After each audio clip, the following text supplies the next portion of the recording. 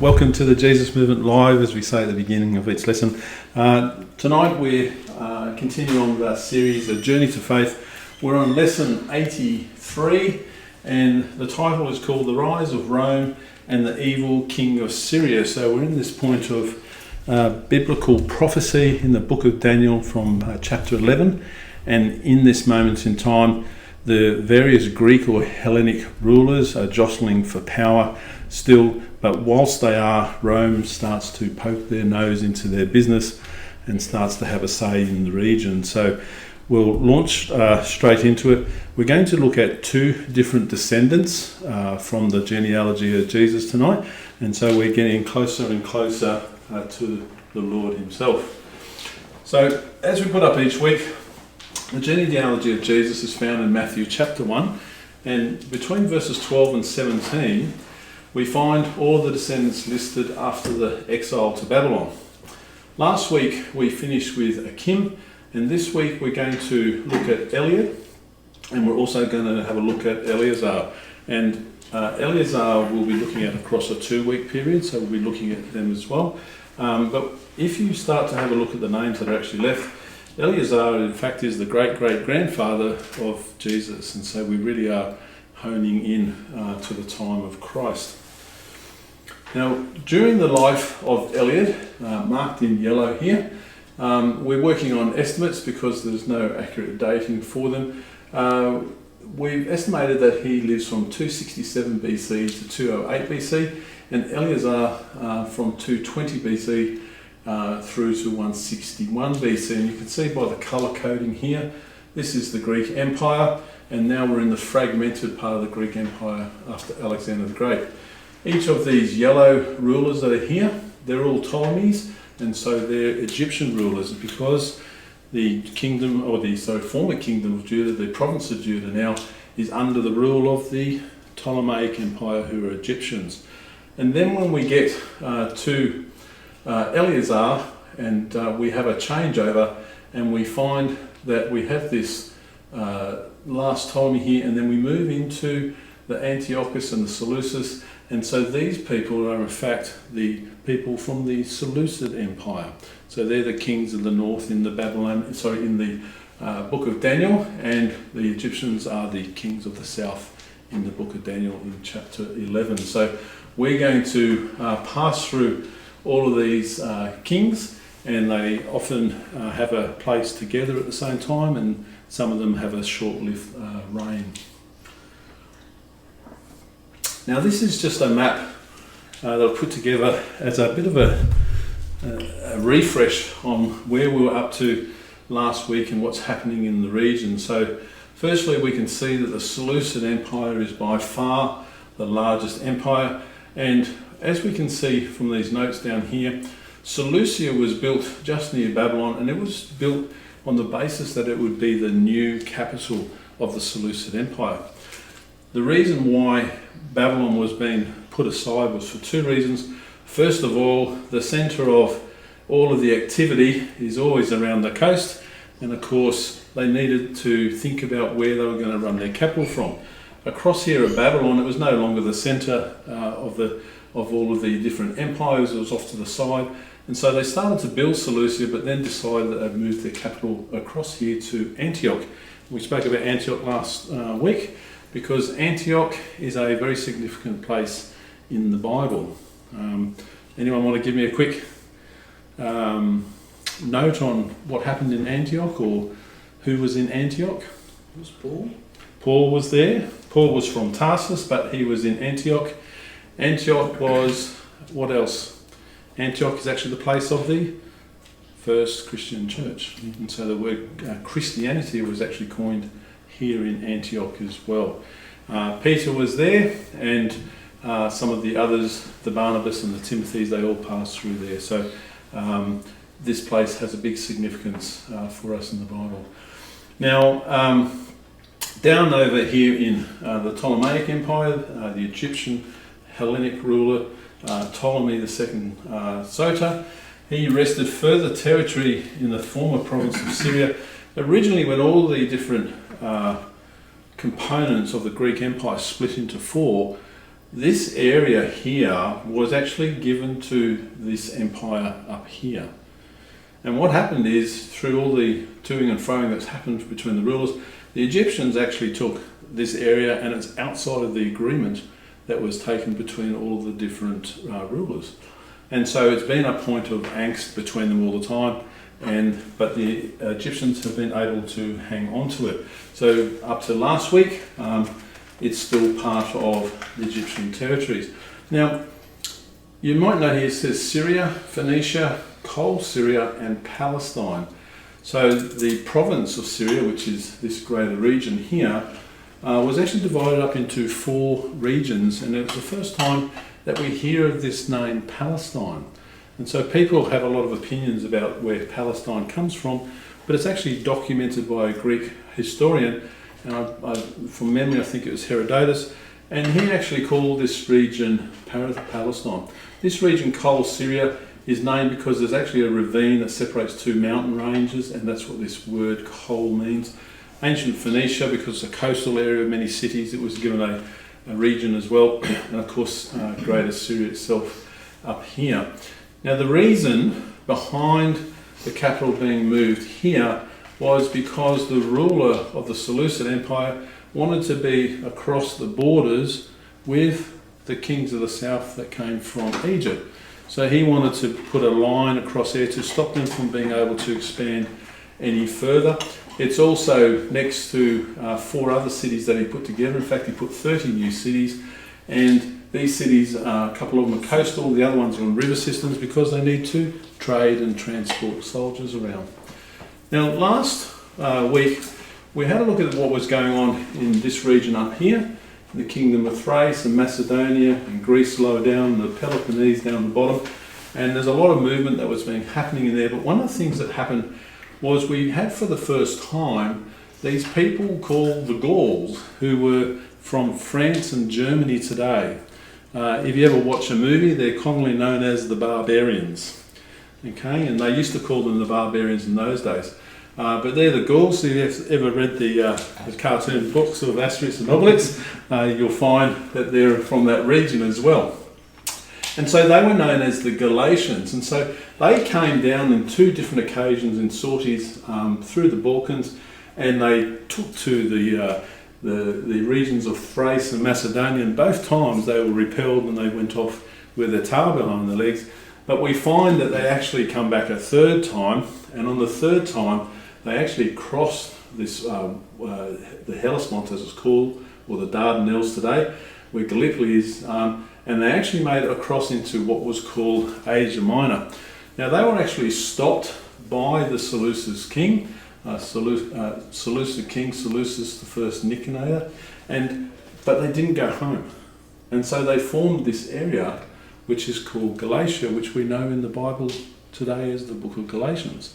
And so the Galatians in this region, and we take that as them visiting these when the time of Paul for the book of Galatians, and we take that as predominantly a Greek area, but they're actually people that came from Germany and from France today, and so they settled in this area here. So that's just to give you a bit of a background. The colours help you sort of denote the different territories, and that sort of brings us up to the situation from last week. Okay, so I'll start from the notes now. As I said, the first descendant that we're looking at is Eliud, and he's born the son of Akim, and he was born under the rule of Pharaoh Ptolemy II. So he's the first descendant of King David to be born as a subject of the Egyptian Empire, and another fractured portion of the former Hellenistic Empire that took control of the province of Syria, of which the province of Judah was part of it. Now, unlike his grandfather Zadok, Eliud only knew, we talked a bit about this as well, only knew the lingua franca of the time, and that was the coined Greek language. So they grew up with a Greek language.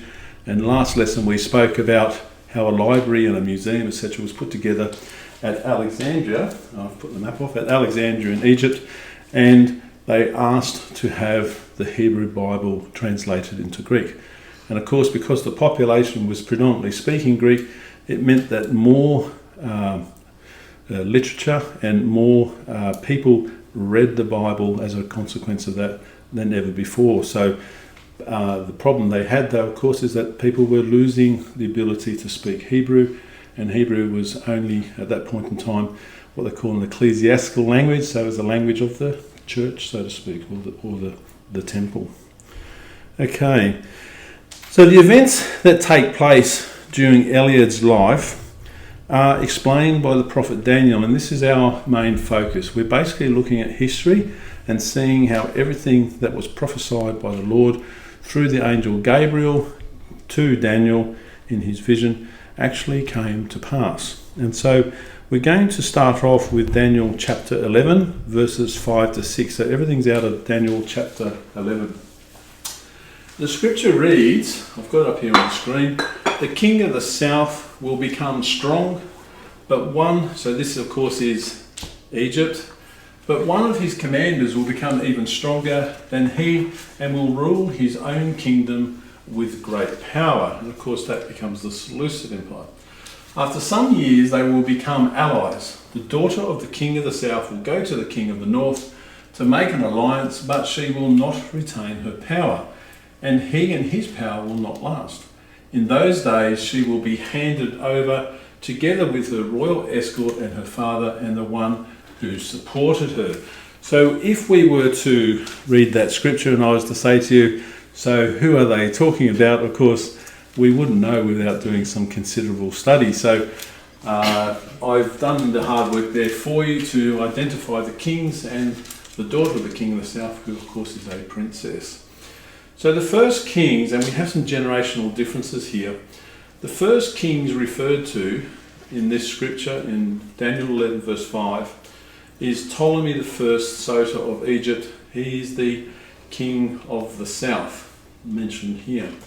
Seleucus, the first Nicator of the Seleucid Empire, is the king of the north.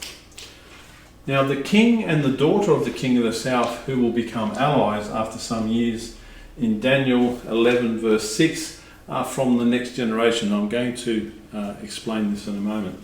They're actually from the next generation, and they are Ptolemy II, Philadelphus, and he's the king of the south, and his daughter's name is Berenice Phanerophis of Egypt, and she is the daughter of the king of the south. So in other words, we're putting identities to each of these words that are mentioned here in the prophecy. And the other king of the north, who will become allies after some years through marrying the daughter of the king of the south in Daniel 11:6, is from yet another generation. And so he is Antiochus II Theos of the Seleucid Empire, the king of the north. So when we read this and we realise how many different kings are involved, it's complicated. So let's try and explain it for you. So history reveals that Antiochus I Soter, the king of the Seleucid Empire. Now I can put this map back on. So remember, the Seleucid Empire is in the purple and the Ptolemaic Empire. So everyone is from one or the other. Jerusalem is the centre of the universe. Okay? All geography, all maps, all compass directions in this world are based on Jerusalem being the centre. So everything in this direction is to the east, everything in that direction is to the west, that direction is the north, and that direction is the south. And so understanding that, when we look at the Bible, it keeps talking about the king of the north and the king of the south. You might look at this map and you go, well, hang on, what about all of this? But the point is, the king is ruling from here to the north. So the Bible tells us as it is. The king of the Ptolemaic Empire, Egypt, is always considered in the south. Alexandria, this is the location here on the other side of the Nile Delta. And so as we're speaking, just keep in mind all the way through that the north, because it's Antioch is the capital, and the south because Egypt's to the south of Jerusalem. So history reveals that Antiochus I Soter, the king of the Seleucid Empire, died in 261 BC to be succeeded by his son, the crown prince, Antiochus II Theos. This also ushered in a new war called the Second Syria War that lasted for 7 years. In this war, Antiochus united with a fellow called Antigonus, the king of Macedon, to the west, so over here, to force Egypt's Ptolemy II to release his hold over territories in and around the Aegean Sea. So in and around the Aegean Sea, these islands that are in here and also these territories, they're seeking to get the Egyptians out of there, or the Hellenic rulers of the Egyptians, out of there altogether. So in this war, it didn't go well for Egypt's Ptolemy II, but with threats in his own backyard, Macedonia's ruler Antigonus became preoccupied, and Seleucid's king Antiochus found himself on his own. So we only have the king of the north and the king of the south left. Being the aggressor, Antiochus found himself obliged to make peace with Ptolemy in 253 BC to end what had become a lengthy war. To do this, what did he do? He married his daughter. And so this is the fulfillment of the prophecies. So don't get too concerned about all the names. They'll all get put up on the video later. But the fact is that to solve a problem, marriage is always used in politics in these ancient times. So he married Berenice Phanerophorus, the daughter of his enemy Ptolemy II. In 252 BC, this political marriage took place in conjunction with the Seleucid ruler agreeing to divorce his first wife, Eliud, on the understanding that any children born from his new union with Berenice would inherit the Seleucid throne. So what that meant is that the king of the north was being forced to have a child who would become the ruler, who was actually connected to the Egyptian Empire. And so you can imagine he wasn't very happy about this, but he didn't have a choice. But this alliance will not last, for Berenice, her husband Antiochus, her future child also called Antiochus, and their servants will all be killed. Soon after, one of her relatives will become king of Egypt and will attack the Seleucid army, enter their fortress, defeat them, and carry back to Egypt the images of their gods, along with the articles of gold and silver dedicated to those gods. And we're going to put up the reference from the book of Daniel in a moment. So let's read these prophetic words about these events given by the archangel Gabriel in Daniel 11 verses 7 to 8. Sorry, this is just while I was talking, this is just a closer map where you can see the difference between the north and the south there. Okay, so Daniel 11 verses 7 to 8. It reads, one from her family line will arise to take her place. He will attack the forces of the king of the north and enter his fortress. He will fight against them and be victorious. He will also seize their gods, their metal images, and their valuable articles of silver and gold, and carry them off to Egypt. So Ptolemy now moves to the next Ptolemy, and so I'll continue to explain as I go. So the marriage of Antiochus with Berenice bore him a son called Antiochus, who was destined to inherit the throne of the Seleucid Empire by agreement with Egypt's pharaoh. To facilitate this, Eliud, the former queen of the Seleucid Empire, was moved to a place called Arsinoe, which is former Ephesus, which we know about in the Bible from the book of Ephesians, and given several land holdings to sustain her into the future. So basically she was moved sideways with a son, given territory to look after herself, and said, that's it for you. But on the 28th of January in 246 BC, Eliud, the descendant that we're following, was a young man, estimated to be around 21 years of age, when Egypt's Ptolemy II Philadelphus died. And so he is succeeded by his son Ptolemy III. And what we're using here is I've been blessed with a person from Switzerland who's given me permission, who's a world expert on coins. And so she has access to all of these coins and allowed me to have all of them, which means I'm able to put faces to these names which otherwise we can't do. And so that coin is a representation of Ptolemy III, the son. So he was succeeded by Ptolemy III, and Antiochus from the Seleucid Empire decides to break the agreement he had made with the new pharaoh's father. So he leaves Berenice and Antiochus, so their newborn son, and returns to Laodice, the woman he loves, and names his first son Seleucus, born by her, as a successor to the throne of the Seleucid Empire. So once again we have a change of generation. They say, okay, that person's dead now, I'm not going to uphold the agreement I made, and so he reverts back to the other wife and son. So later in the same year, Antiochus IV died, leaving a difficult problem behind, because there was two potential claims to the throne, the son of Laodice and the son of Berenice. But on the wishes of Antiochus, the son of Laodice ascended the throne with the title Seleucus II and lived with her at Ephesus. Laodice then had Berenice and her infant son Antiochus murdered in the summer of 246 BC, fulfilling the word of the Lord. And so all these details continue to fulfill the prophecies in the book of Daniel. As you can imagine, the brother of Berenice, Ptolemy III, was furious, so he declared war on Seleucus' newly crowned king and began the Third Syrian War. Egypt's king not only invaded the Seleucid Empire, but reached so deep into the territory, he entered Babylon itself. So do you remember what that prophetic word said? It said he will attack with forces and enter his fortress. So Ptolemy III decided to let Seleucus keep his throne in exchange for new territories and peace returns in 241 BC. They carried home the spoils of war to demonstrate their gods were more powerful than those of the people he conquered, and once again fulfilled the word of the Lord that said he will also seize their gods, their metal images and their valuable articles of silver and gold, and carry them off to Egypt. So we keep seeing that the events that actually happen completely align with the prophetic words that have actually been given here. So Egypt's king invaded the Seleucid Empire, reached deep into the territory and entered Babylon itself. Now, after all of this happened and they seized these gods, Ptolemy III returned to Egypt and settled into a life dedicated to the support of Egyptian religion.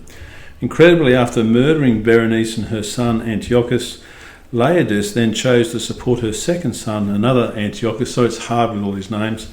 His name's Antiochus Hyrax, in a 17-year-long civil war against her first son, Seleucus II. So we see this mother pitting one son against another. The time of Laodice was up there because Ptolemy III never forgave nor forgot, and confirming his suspicions that she had his sister and nephew murdered, he had her captured and killed. In 221 BC, it was the time for Ptolemy III to die. He was succeeded by his son Ptolemy IV, Philopator, who unlike his father was weak and corrupt. He completely fell under the influence of his ministers, who also sought to govern in their own self-interest, and at the beginning of his reign he murdered the Queen Mother Berenice and began to steer the Ptolemaic Empire into decline, and so this was part of the prophecy as well. Now Seleucus was never able to unseat his brother Antiochus, who set himself up to rule in the Seleucid region of Asia Minor. Now one of the things I'm going to mention is, I'll just go back to one of the maps, is that this region of Asia Minor, which is the east part of Turkey today, under the rule of the Greeks, its name was changed to Anatolia. And so we have all of these changes of terminology that's happening. And he was eventually expelled by his neighbour, the king of Pergamon, and I'll put up a map to explain this in a moment, to his west. And before long he died, and Seleucus II also died, simply falling from his horse. So we find this whole generation of leaders passes away. The oldest son of Seleucus ascended the throne, but after ruling for just 3 short years, he was assassinated by a few of his own army who mutinied against him, and his younger brother Antiochus III ascended the throne, and setting himself the task of restoring the lost territory of his predecessors, a 4th Syrian war began. So I'm going to put up this map, and I'll come back and explain this. This is where it all comes to a head.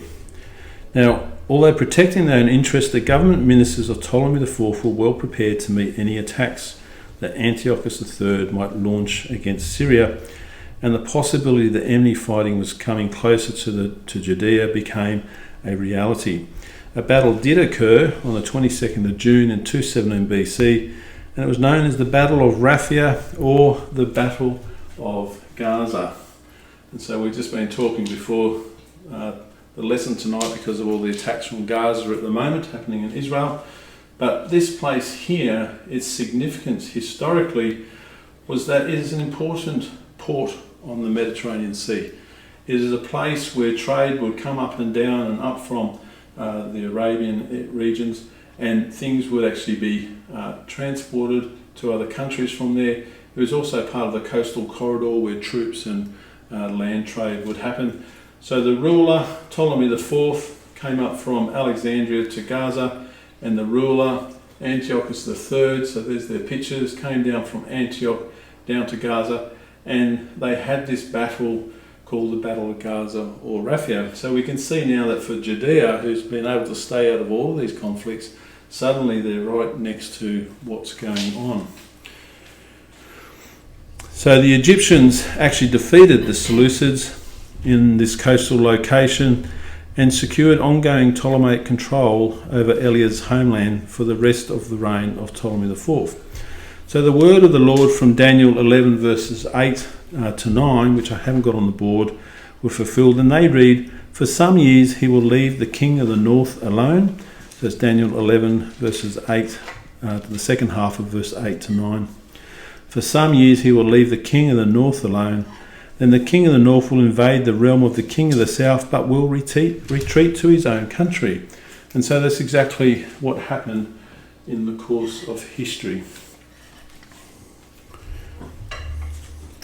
So history reveals that none of the men, it's documented that none of the men from Judea were required to enter into this battle because they often conscripted people. So the battle was purely between those from the north and the south.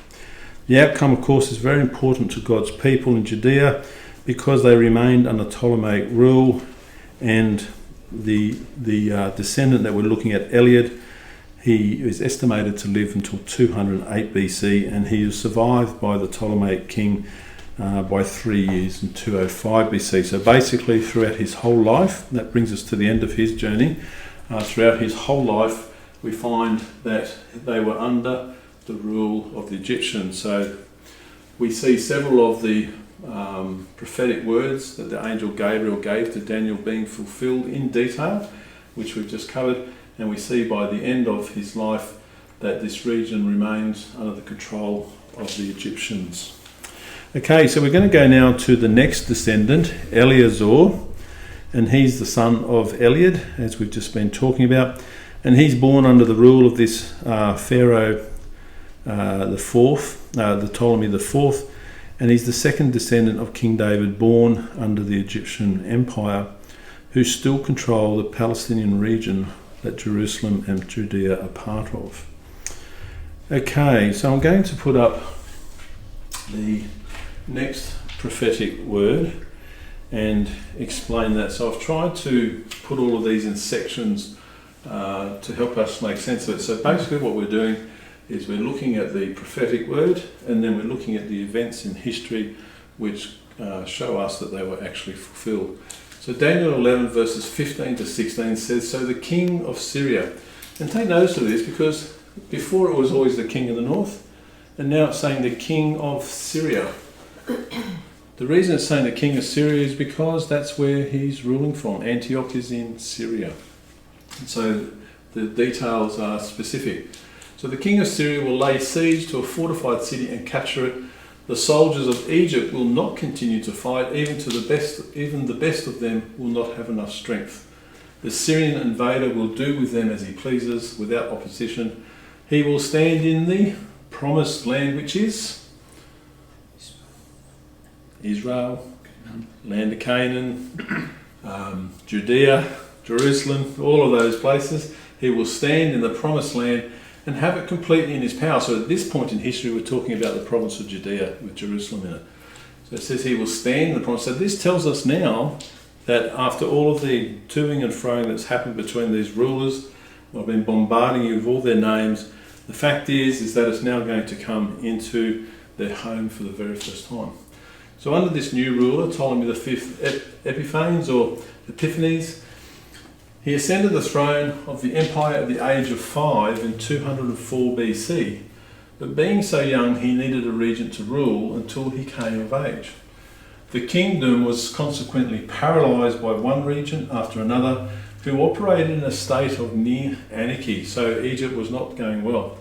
As the regency changed hands, lynch mobs were perpetuated to murder any opposition from the Egyptian population, and Antiochus III from the Seleucid Empire took advantage of this chaos to invade Syria to the north of Judea, and in 202 BC this started what history calls the Fifth Syrian War. And so what's happened is history records these as a series of wars. They call them Syrian wars. But what we're actually seeing is that because Egypt's in chaos, that the king of the north, or the king of Syria, is planning to come down and take advantage of the situation. So Antiochus III then made an agreement with his ally Philip V of Macedon to the west to take advantage of the turmoil, to take and share non-Egyptian territories.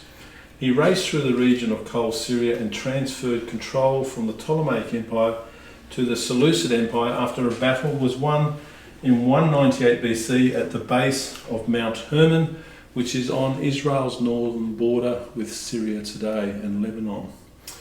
So called the Battle of Panium, the Jews in Judea are directly affected for the first time.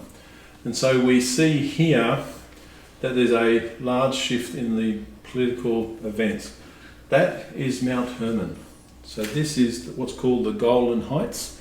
So the Golan Heights are on the eastern side of the Jordan River. And so when you go up from the Sea of Galilee, they have what they call the Hula Valley.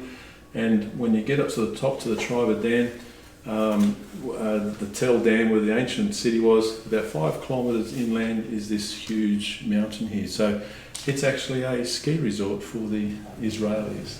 So there's very hot country. The Israelis ski on Mount Hermon, and some of the other countries are able to enjoy the snow or blow it up, whatever they like doing, on the other side. So this just puts a picture. They say they had the battle at the base. It sort of makes sense. You can see it's fairly flat as things go, so it's sort of a suitable place to come together and have a fight, I guess. Okay, so it's now that we're introduced to the Roman Republic, who is the fourth beast that we read about in the vision of Daniel. So in 200 BC, 2 years prior to this battle I've just mentioned, Roman emissaries or diplomatic representatives went to Philip V of Macedon and to Antiochus III of the Seleucid Empire to demand that they refrain from invading Egypt. Anyone know why the Romans didn't want them to invade the Egyptians? What was important about Egypt to Rome? Trade route? It's trade. It's not trade route, but it's trade. How big is Italy today, for example, as a landmass?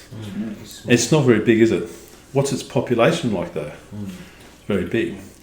Is it all flat arable land? No. So what do they need? What do the Romans need? Land. They need land for? Agriculture. Right. What they actually need is they need food. And so Egypt is actually a wheat growing nation, if you're not aware, all along the Nile. And so they grow a lot of grain, and they still do today. And so what they wanting to protect was their trade with Egypt, which is where they got their grain from. And so they were fearful that if these other nations took over Egypt, that they would lose their supply of grain. So the consequence of this meant that So the Romans needn't have worried, though, because Philip V of Macedon and Antiochus III from the Seleucid Empire, they actually didn't plan to invade Egypt because they only wanted to take the non-Egyptian territories which are around the top of the Mediterranean and in the Aegean Sea. So in other words, they wanted to kick them out of the region because they were up to one point, the others were up to the other point, and they wanted the Ptolemaic Empire out altogether. And so what did? They agreed to the Romans and said, okay, no problem, we're not going to touch it. And so that means that kept the conflict away. But the anarchy that was going on back in Egypt led Ptolemy V to make a hasty and harmful decision. He signed a peace treaty with the Seleucid king Antiochus in 195 BC so he could actually end the war that they'd been engaged in, the Fifth Syrian War. The consequence of this meant the Seleucid king of Syria gained full possession of the province of Syria, including Coal Syria, Phoenicia, and for the first time Palestine, which means the Jewish people. So Ptolemy V, the Egyptian ruler of his enemy's kingdom. So we'll just go back to that word here. So it says here, using his whole army, the king of Syria will plan an expedition in Daniel 11 verse 17, using his whole army. Then, in order to destroy his enemy's kingdom, he will make an alliance with him and offer him his daughter in marriage, but his plan will not succeed. So this is what it says in the book of Daniel. But the sequence of events this land was handed over, and Ptolemy V, the ruler of as an enemy kingdom, agreed to this political marriage with his daughter Cleopatra I, and to prevent any future conflict. So once again, the word of the Lord given by Daniel is fulfilled, and of course, as it says here, he will make an alliance with him and offer his daughter in marriage. Okay, so step by step, as history unfolds, it completely agrees. At the age of 25, Eleazor, the descendant that we're looking at, he is the great-great-grandfather of Jesus. So we're getting very, very close to the time of Jesus. And so he was a young man. Along with the people of Judea, he is now the first generation to no longer serve under the Ptolemaic Egyptian Empire.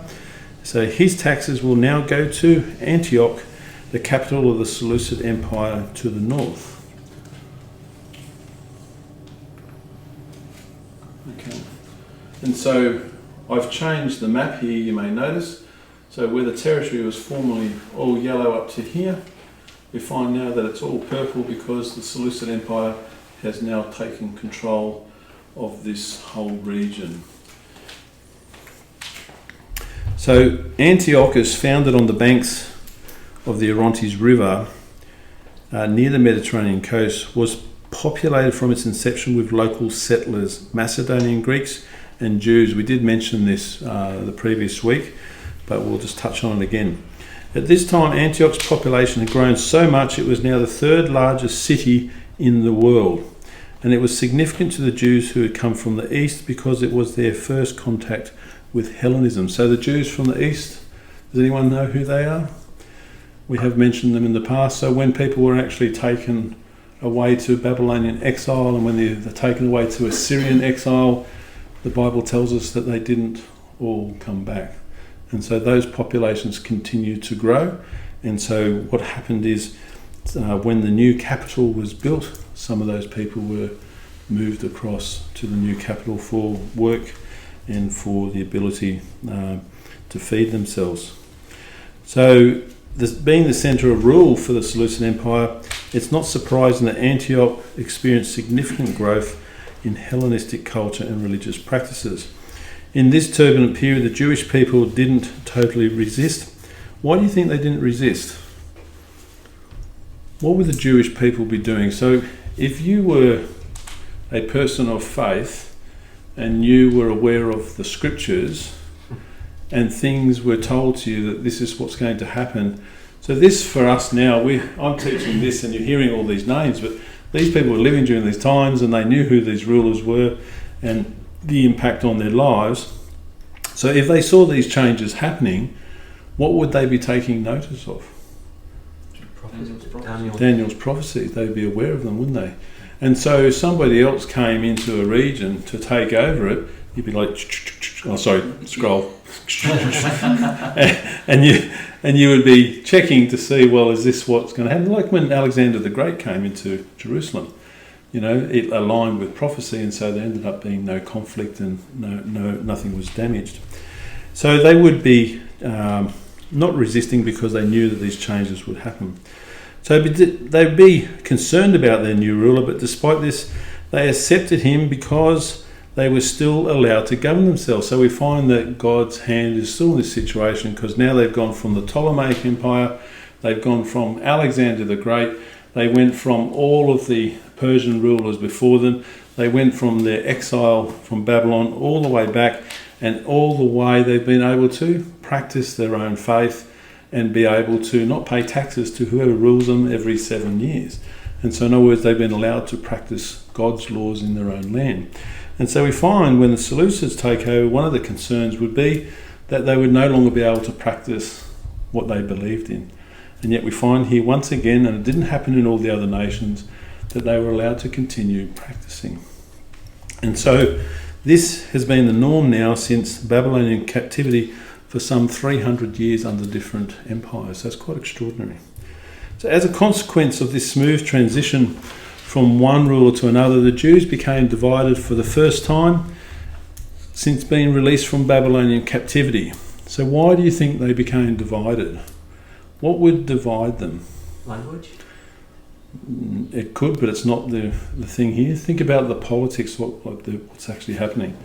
So they've been living under the Ptolemaic Empire. What happened when they were living under them? They were free to be autonomous. They were free to practice their faith. They were able to not pay taxes every 7 years and so on. So in other words, they were never under threat. And so life was pretty good, I guess, even though they had a foreign ruler. Now the Seleucids come along and they take over and they find that they can do exactly the same. And so what do people think? Oh, I preferred them, or I like the new rulers. It's pretty normal, isn't it, when you've got to change a government? You know, do you like them, don't you like them? I preferred the previous one. So the Jewish people, for the first time, because they'd only ever known the Ptolemaic Empire since Alexander the Great, have got this issue between them where they say some favour one and some favour the other. So they become pro-Seleucid or pro-Ptolemaic supporters. So when Eleazor's forefather Zerubbabel first left Babylonian captivity to return to Jerusalem, not all of the Jews returned. The remnant grew in number, as we've mentioned, and now their current ruler, Antiochus III of the Seleucid Empire, decides that he's going to resettle 2,000 of their families into the regions of Lydia and Phrygia in what now becomes known as Anatolia. And so Phrygia and Lydia, these families that have been around Babylon and the new kingdom of Seleucia, he moves them across 2,000 families to this location and to this location. Okay, so we're seeing the impact of this empire is changing everything for the Jewish people. He relocated them because the formerly majestic city of Babylon was now old and it was crumbling. So in other words, what was a great part of history, it got to a point where it was no longer fit to live in. And the reason was they weren't putting any funding into it, they weren't ruling their empire from there, there was no interest in the place anymore, and so they decided to move them out.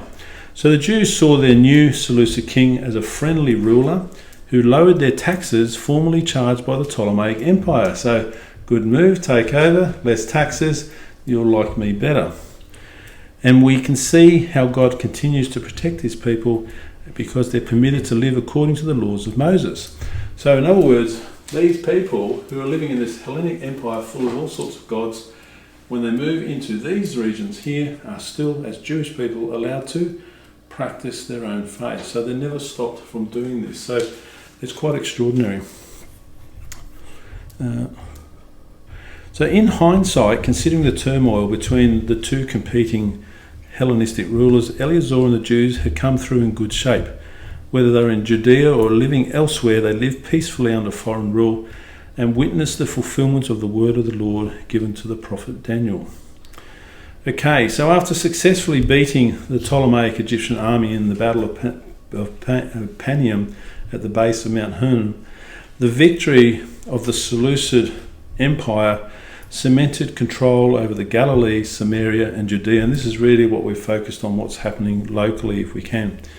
This will remain the same until 167 BC, when a Jewish priest will spark a revolt against their rule. Anyone know the Jewish priest's name? They take up several non-canonical books in some Bibles, and they're called the Maccabees.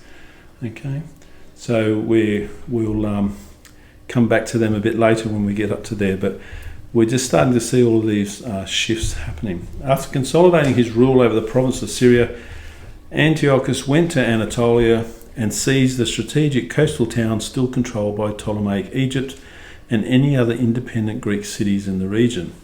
This, however, created hostility with the new rising power of the region, the Roman Republic, because they had been controlling all shipping and trade between the Mediterranean and the Black Sea, which is a corridor into Europe. And so we go to another map. And so it's like us zooming our lens into different areas. So we've moved across here. So here we have a detailed map of all of the, let's just call them Greek regions for simplicity, Thrace, Macedonia, these various different areas, the Achaean League, the Aetolian League. And so this is normally known as Greece in the body here. This is known as the Peloponnese, Macedonia here, and Thrace up here. And here I've put on this the new kingdom that emerges called Pergamum, which we'll touch on in just a moment. The issue that was happening is that this strait through here, now this is called the Dardanelles, where Gallipoli was fought so earlier in the last century. It's a critical area because it's actually a corridor to go to the Black Sea, which feeds a whole series of European countries and trade. And so this was something which was important strategically for any country to hang on to.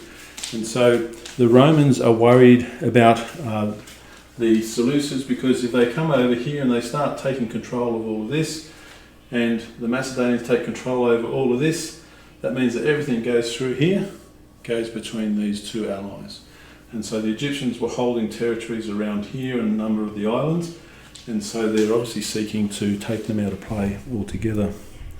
So in 196 BC, tensions grew significantly when Antiochus, the Seleucid ruler, established a grip on Thrace, because with land holdings on either side, this gave him the means to put a stranglehold on the passage.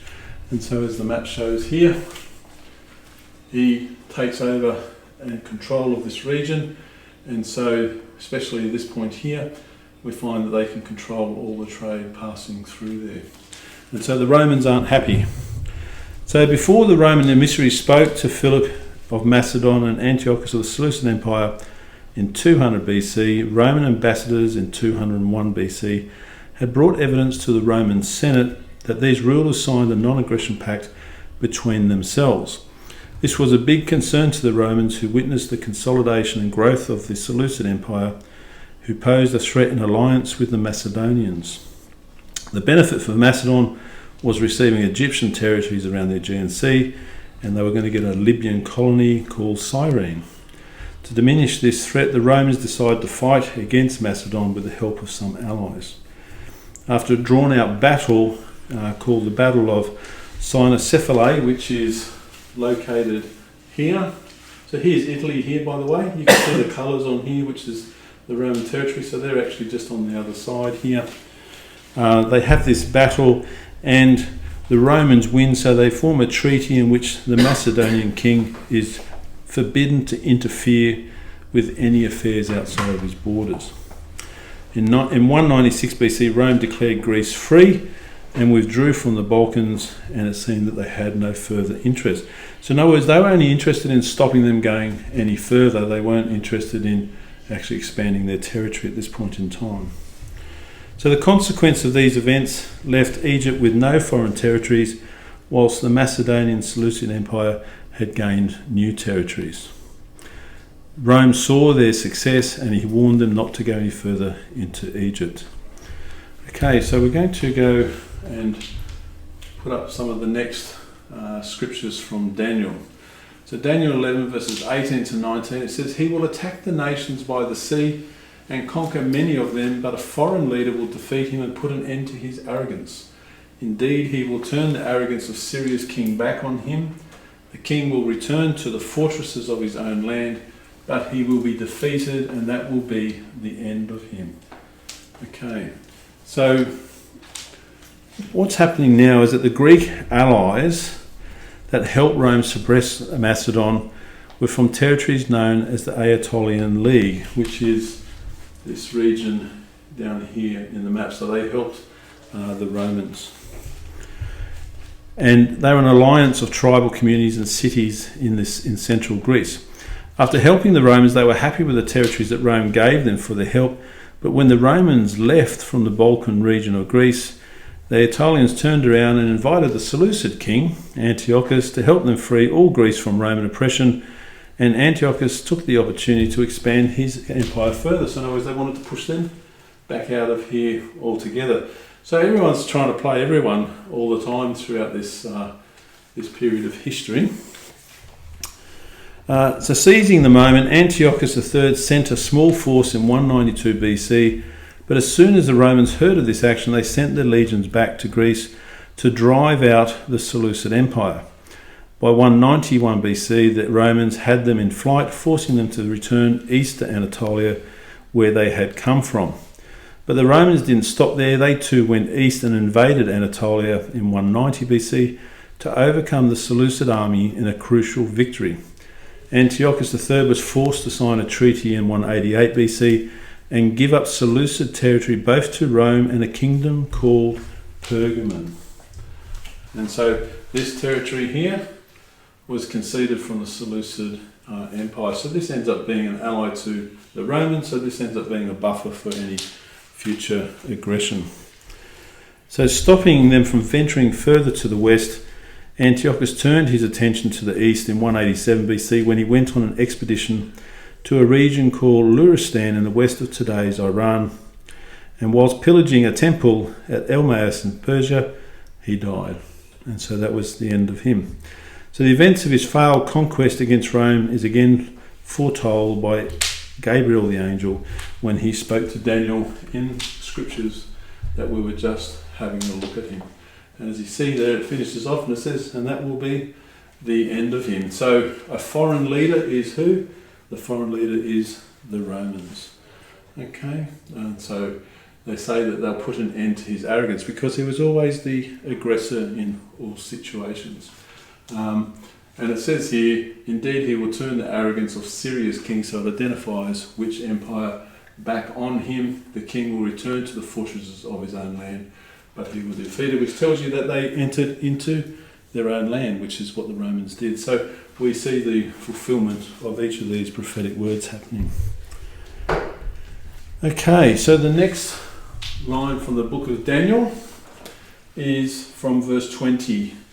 And it says, he will be followed by another king who will send an officer to oppress the people with taxes in order to increase the wealth of his kingdom. In a short time that king will be killed, but not publicly and not in battle. And so now we're going to start zoning in more on Jerusalem and the Jewish people. So when Antiochus died, his son, Seleucus IV Philopator, ascended the throne to rule over an empire which included Babylonia, Mesopotamia, Media, Persia and Syria, which of course includes Judea. When his father had signed the peace treaty with Rome before he died, he was forced to pay 15,000 silver talents as a guarantee that he wouldn't go to war with them again. The financial stress this caused led his son Seleucus IV to send a minister called Heliodorus from his government to Jerusalem to seize the contents of the treasury in the Temple of Jerusalem. Interesting, isn't it? All the way through history we hear about the incredible wealth in the treasury of the Temple of Jerusalem. And so when they run out of money, this is what he does. He engages this fellow called Heliodorus from his government, and he wants him to go to Jerusalem and take the contents from the Temple of Jerusalem. So Heliodorus, if you read this scripture up here, he says, who will send an officer. So Seleucus IV Philopator, the son of the previous Seleucid king, comes into office. He finds out that their treasury is poor because of the wars with Rome. They had to give them all that money. And so he appoints an officer to go down to Jerusalem, of all places, to the temple to take the contents of the treasury. And so his name is Heliodorus, and he was sent from Antioch to oppress the people with taxes, it says, again in the scripture. He became well known in Jerusalem, not because of just because of his purpose for being there, but simply because apparently he stayed for 13 years, he wouldn't go home. So he must have enjoyed his power and lifestyle there, and so he didn't return until 175 BC. In 185 BC, 10 years earlier, whilst Heliodorus was in his second year in Jerusalem, his king, Seleucus IV, married his own sister, the king's own sister, Eliud IV, and gave birth to a son they named Demetrius. As a form of assurance, the Romans decided that they would take this child as further security that there'd be no aggression coming from the now new ruler, the son of the previous one. Okay, so the Romans are having quite an impact on the politics in the region, and so we find they've lost their child to the Romans. Now I have a picture here. This is called the Heliodorus stele, and the stele, of course, is usually a piece of rock that's been carved and engraved. And the inscription that's on there explains the appointment of Heliodorus as the viceroy for Seleucus, how Heliodorus exercised authority on behalf of the ruler, and how Heliodorus was in charge of all temples in Judea. Now, this is what it says. It says all temples in Judea. Isn't there just one temple in Judea? So what does this mean, all temples? What does it tell you about what's happening in the land there? It's expanding. It's expanding, but why is there more than one temple? Who's building temples? Who are the temples for? And what's being worshipped in the temples? Different. Right. And so we find through this still, the thing that's unspoken of in the Bible is that the Hellenistic influence, the Greek culture, is bringing with them all the pantheon of gods that they worship, and they're bringing them into this land. They're building temples there, so people who are living in Judea are now turning away from the Lord and worshipping these false gods. So it's quite insightful. This stele was actually inscribed in 178 BC, and it's actually housed in the Museum of Jerusalem in Israel today. So this is something that can be seen when you go there. Okay, so when Heliodorus finally returned, he assassinated Seleucus IV and fulfilled the word of the Lord. And so we find that, and I'll come back to that in a moment, we find that the word of the Lord said that the king will be killed in Daniel 11 verse 20. In a short time that king will be killed, but not publicly and not in battle, it says. And so we find that his own viceroy returns home after being 13 years in Jerusalem, collecting the cash. He goes back home and he kills his own king. The king whose wife gave him a child, his wife was his own sister, and the child had been taken away to Rome, so they had no descendant. And so there was no heir to the throne. So he walks in and says, that's okay, I'll sort this out and I'll take it for myself. So because Demetrius was the only legitimate heir of age, as a hostage of Rome, he's unable to rule, so Heliodorus decides that he will step in and take the throne for himself. But Heliodorus miscalculated because the young hostage had a furious uncle called Mithridates who killed him for his treachery and placed the infant brother of Demetrius, Antiochus IV Epiphanes, as the head of state and assumed the role of co-regent himself. So this picture here, this is the evil king of Syria that we've been pointing to. The Bible says in the prophecies of Daniel that he's stern-faced. You can see there's no smile on that statue's head. He's got a stern face. And so this is the ruler who comes into power. So a few years later, Antiochus IV proved to be no better than Heliodorus when he had his uncle murdered and assumed the throne himself. And so just as a litany of people murdering one after another. Amazing what power does to people. So there's no evidence for why Heliodorus killed the king, but his decision to assassinate Seleucus resulted in the end of peace and harmony in Jerusalem and the province of Judea.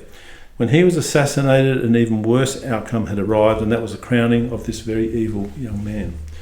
The implication for Eleazor, who's now aged 45, and the Jews of Judea is they have a ruler who will challenge their way of life and will no longer accept their right to worship God in peace. So here we see a significant shift in the Jewish history. He will ultimately force them to worship pagan gods or face death. And so the Jews who have been able to remain outside of the conflict for all these years have now got this situation happening. Now the archangel Gabriel revealed the next events in Daniel 11 verse 21 when he gave the word of the Lord describing Antiochus IV as the evil king of Syria. And it says the next king of Syria will be an evil man who has no right to be king, but he will come expectantly and seize power by trickery. So why has he got no right to be king? How many people were killed for him to become king? He wasn't in line for the throne. Okay? And so he says he'll seize power by trickery, his uncle's his own regent, and he kills his own uncle. And so we find that he's doing things in a terrible way. Okay, so now in 175 BC, the year the finance minister left Jerusalem and killed a legitimate king, we start to talk about what's going on in Jerusalem. The high priest of Jerusalem was called Simon II, and he died in that year.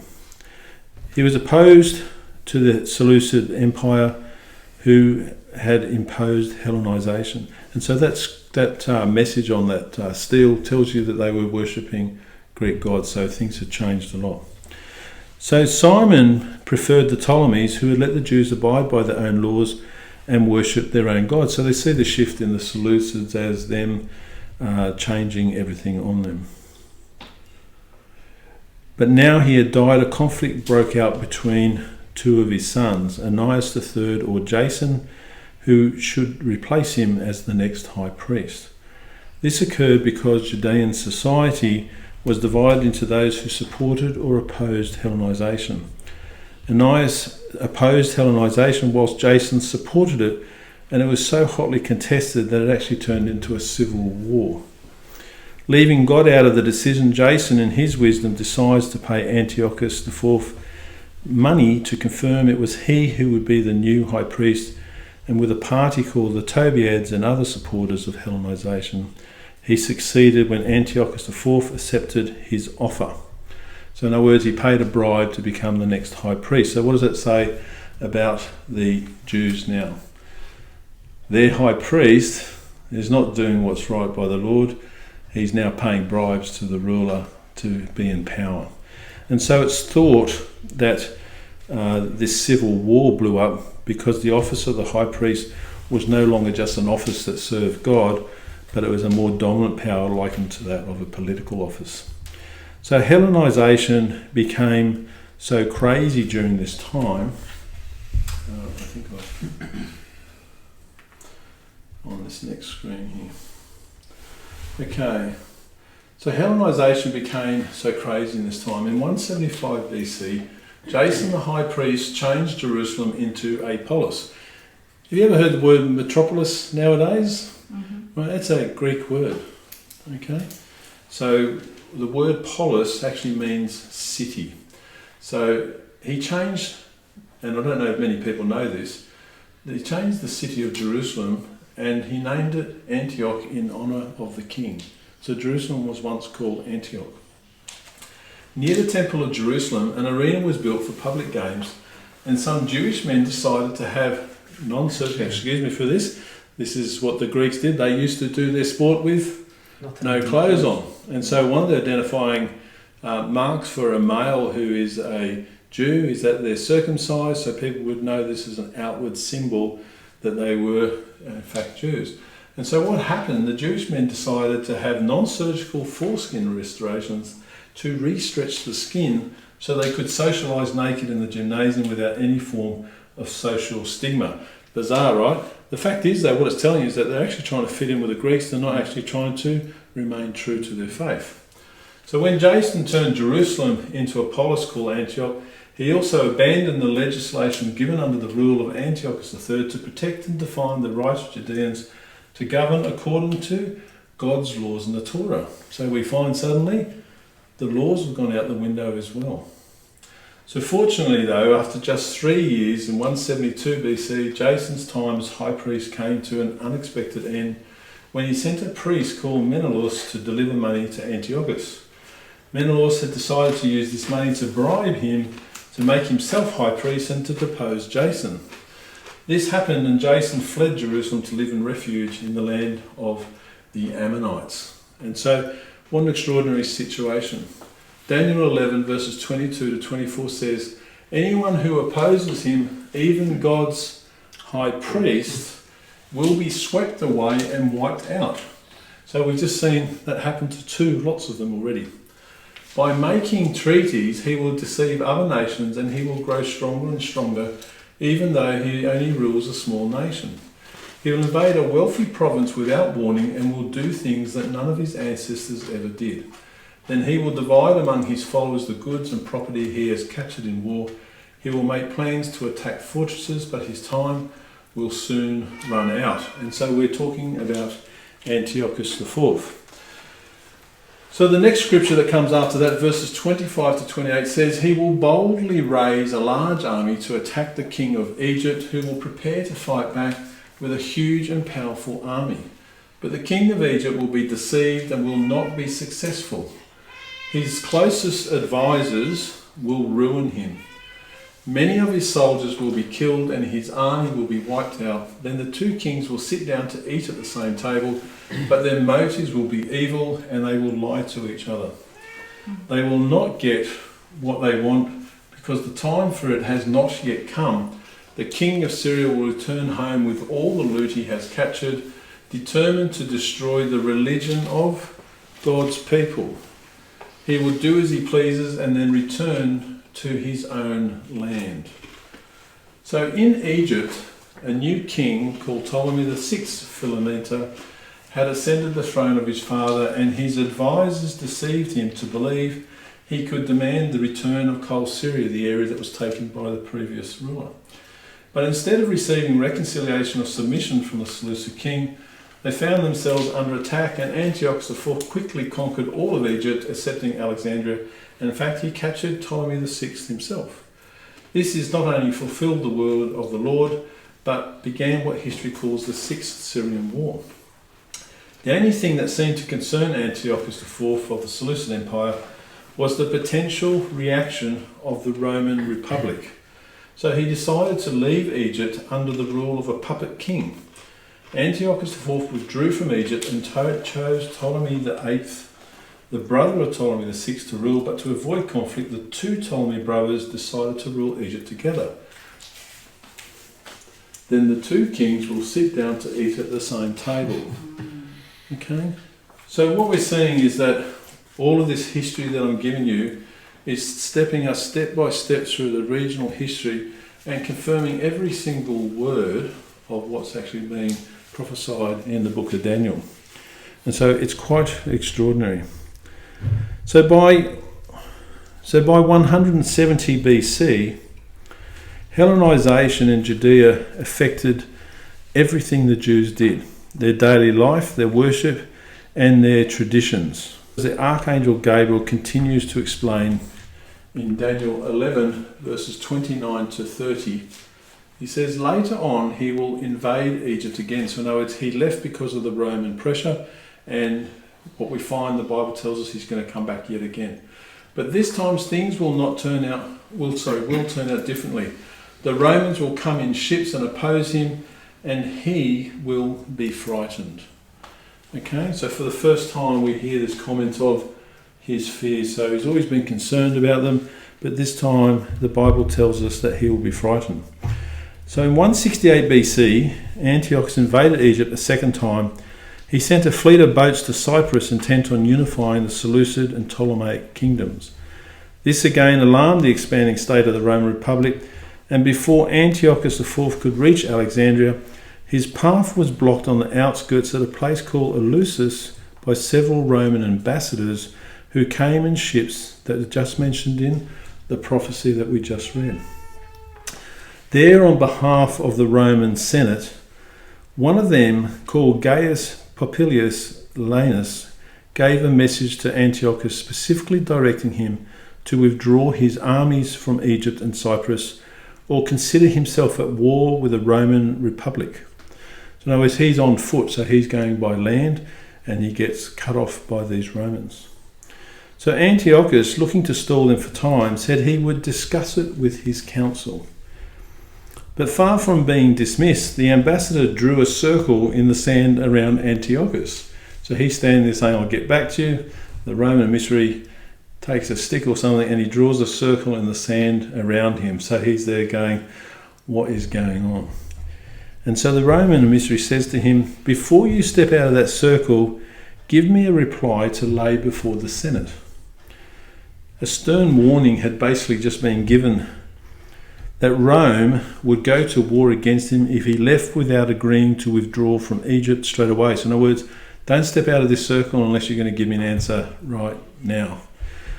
And so Antiochus hesitated in disbelief at this order, but considering his options, he decided to withdraw and said, I will do what the Senate thinks right. And so he actually backs off. And so this is what we're seeing being fulfilled in the scripture when it says, but this time things will turn out differently. The Romans will come in ships and oppose him, and he will be frightened. In other words, he stops and backs off. So this day of Eleusis, as it's known, ended the 6th Syrian war, and with it went the Seleucid king's hopes of conquering Egypt. And we have one last scripture for tonight, and we bring it to a close, and it's from Daniel 11 verses 30 to 31, the second half of verse 30. It says, then he will turn back in a rage. So in other words, he's just been rebuffed by the Romans, he's not going to get what he wants, and so he's very angry. So then he will turn back in a rage and try to destroy the religion of God's people. Can you fathom this? This guy's going up and down the coast, and every time something goes wrong, he goes and attacks the Jews. When he needed money, he went to the temple of Jerusalem and took their money. Now that he gets rebuffed, he wants to go back and do some damage. So he says that he's going to try and destroy the religion of God's people. So in other words, in that region, they're the only people holding out who are still worshipping the God of Israel. So he will follow the advice of those who have abandoned that religion. Some of his soldiers will defile the temple. They will stop the daily sacrifices and set up what's known as the awful horror, or depending on your biblical version, the abomination of desolation. And so what happens on the ground is that the end of the 6th Syrian war happened when the Romans rebuffed him, and with it went the Seleucid king's hopes of conquering Egypt. As Daniel 11:29 says, he was frightened, and the thought of war against Rome deterred him. So he turned around and headed back towards Antioch in 167 BC. But he was enraged and was looking for someone to receive the brunt of his anger. The Jews were an easy target because they had been resisting Hellenization. So Antiochus IV headed for Jerusalem and Judea. The archangel prophesied what would happen, and God's people must have been trembling in fear. So that is what was prophesied, that there will be people who will abandon their faith. So in other words, they'll no longer keep faith with the covenant with the Lord. Some of his soldiers will go and they're going to do some damage to the temple, and they will stop the daily sacrifices and set up the awful horror, the abomination of desolation. So we come to a close there. So next week it's going to be all about the Jewish people, and we're going to actually do some reading from the book of Maccabees, because the book of Maccabees gives us the details of what actually happens. Does anyone know what the abomination of desolation is, or the awful horror? Don't they put a god in their temple? Right, so it's spot on. So they actually put an incredibly huge size, and I'll show you a picture of it. It's a statue of the Zeus Olympus god. They actually put it into the temple of Jerusalem. Of course, they stopped the daily sacrifices and set up the statue. So in other words, no more worship to the God of Israel. They've now put their own God into place. And so we'll see and carry on from there. So thank you for bearing with me. we've been through, I think, was it 6 or 7 changes of rulers, so it's a lot. But basically each of these steps are fulfilling what was said in the book of Daniel. We can see that point by point history confirms what the word of the Lord is. And so this is the whole issue. So next week we're going to go into that phase of what happens to it, and we're going to explain some of the sections of prophecy which are really misunderstood and misinterpreted today. Because a lot of the prophecies are aligned to things that are happening today or will happen in the future. But if you actually understand what happens, you'll see that they actually are talking about events at the time. And so I'm going to explain all of that next week. So it's like a big concentric circle with all these empires. They all sort of grew around them and they were in the middle of it all the time.